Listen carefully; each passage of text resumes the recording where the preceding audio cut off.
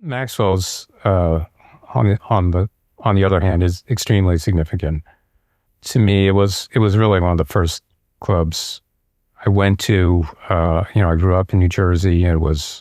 Hoboken was like a half-hour drive maybe from where I grew up, and so I think the first show I saw there was the Angry Samoans in 1987 when I was maybe 19 or something like that. Yeah, it was one of the first places that Love Child played. I think the first place I saw lots of different bands, and even up to the very end. I think I didn't play the last night, but I think the second to last night was Lee Ronaldo and the Dust playing there.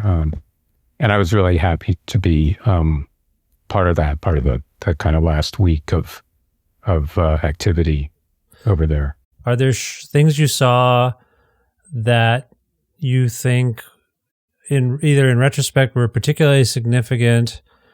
A couple of things. I saw Ween there very early on, before they had anything near a record or a record contract. They were kind of local guys to, I think, South Jersey. And I know I went with Ken Katkin, who put out the Love Child 7-inch and then I think took over at Homestead when we were signed to Homestead. And he knew them as these like two kids who would like call up his radio show and, and I think maybe he even had them in to play his radio show back then, which is probably very late 80s.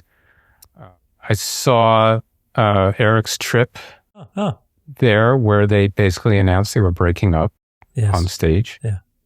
That's maybe a memorable one. 96 or something? 90 something? Probably would have been, maybe even a little bit later than that. Yeah. But